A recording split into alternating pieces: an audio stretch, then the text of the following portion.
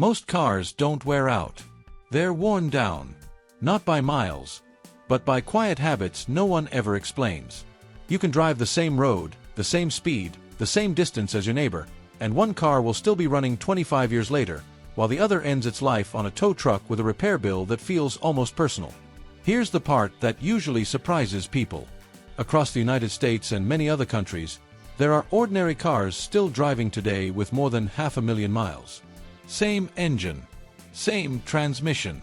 In some cases, even the original suspension parts are still holding strong. That kind of life doesn't come from luck. It comes from behavior. Behind closed garage doors, in fleet yards, repair bays, and engineering labs, mechanics and long-term owners quietly follow a different set of rules. Simple habits. Calm routines. Nothing dramatic, just smart. Today, I want to walk you through those habits, one by one, exactly the way experienced mechanics explain them when no one's trying to sell you anything. And near the end, I'll show you a quick check that takes less than a minute. Something fleet technicians rely on to catch serious problems before they destroy an engine or transmission. If you want your car to age with dignity instead of drama, stay with me. Because the first mistake that kills cars rarely starts under the hood. It starts underneath your feet. Most people think rust is a snow problem. Something that only happens up north, where salt covers the roads. That belief quietly ruins cars everywhere else. Moist air, coastal humidity, mud, dirt roads, standing water after heavy rain, even pollution in the air, all of it settles underneath the car, clinging to bare metal where you never look. From an engineering standpoint, this mixture becomes a slow chemical attack. Moisture and contaminants work together to steal electrons from steel, weakening it layer by layer. And the danger is this: rust doesn't announce itself. A tiny crack in factory undercoating. A stone chip you never saw. A thin seam where moisture settles and never fully dries. Brake lines weaken. Suspension mounts thin out. Fuel tank straps quietly corrode. By the time you see rust, the structure may already be compromised. Factory coatings don't last forever. Most begin breaking down after a few years. That's when long-term owners step in. They rinse the underbody after muddy or dusty driving. They don't let grime sit for months. Some apply oil-based or wax-based protection that creeps into seams and blocks oxygen and moisture from reaching bare metal. Fleet vehicles that follow this habit often pass 300,000 miles without needing structural repairs. Engines can be replaced. Rusty frames cannot. If you want a car that truly lasts, you protect the steel first. Now let's move to something that sounds harmless, but quietly shortens engine life faster than most people realize. Short trips. Starting the car. Driving 5 or 10 minutes. Shutting it off again. When an engine is cold, everything inside it behaves differently. Fuel mixtures are richer. Clearances are tighter. Moisture forms inside the engine, the exhaust, and the oil system. That moisture is supposed to evaporate once the engine reaches full operating temperature. But if the engine shuts off too soon, it never gets the chance. Water stays in the oil. Fuel dilutes lubrication. Acidic vapors collect inside hoses and valves. Over time, sludge forms. Mechanics see engines with surprisingly low mileage already suffering internal damage. Not because they were driven hard, but because they were never driven long enough. The solution isn't aggressive driving. It's balance. Once a week, take the car out on the highway. 20 to 30 calm minutes. Steady speed. Let the oil fully warm. Let moisture burn off naturally. Let the engine clean itself the way it was designed to. Vehicles treated this way show cleaner internals, lower wear, and fewer failures over decades. This habit costs nothing and gives back years. Now let's talk about fuel. Many people think running low saves money. In reality, it often creates expensive problems. Modern fuel pumps live inside the fuel tank for a reason. Gasoline cools and lubricates them. When fuel levels stay low, the pump runs hotter, works harder, and wears faster. Heat is the enemy here. And replacing a fuel pump isn't cheap. In many vehicles, it means dropping the tank. That's labor. That's time. That's money. Low fuel also stirs up sediment and moisture at the bottom of the tank. That debris moves toward the pump, the filter, and eventually the injectors. Problems build slowly. Misfires, hesitation, hard starting.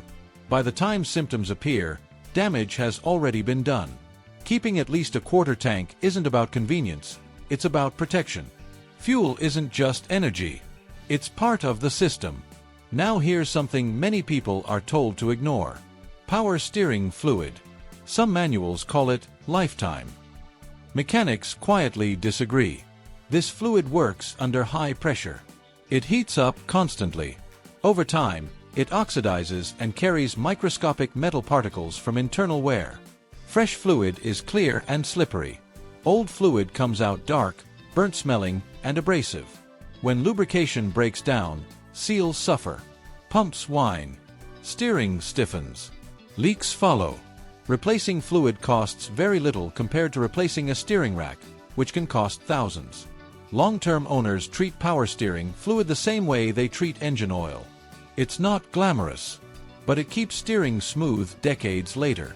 Now let's talk about the electrical heart of the car. The battery. When it weakens, strange things begin to happen. Warning lights flicker. Steering feels heavy. Electronics behave unpredictably.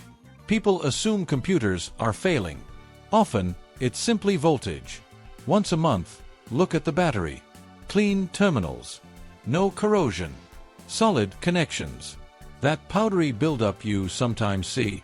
It creates resistance. Resistance steals voltage from every system in the car. A weak battery forces the alternator to work harder. It stresses electronics that were designed to run at stable voltage. If you use a basic meter, a resting battery should read healthy numbers. If it consistently sits low, failure is approaching, even if the car still starts. Replacing a battery early is control.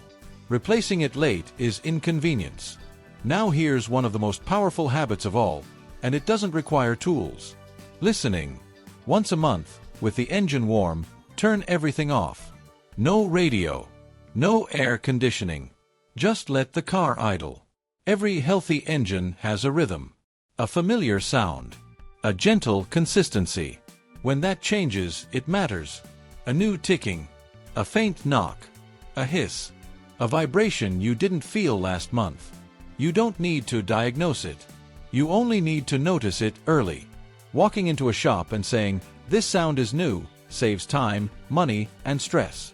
Inside the cabin, pay attention to steering wheel vibrations. Unusual movement when shifting. New electrical noises. Your car speaks constantly. Most people just never listen.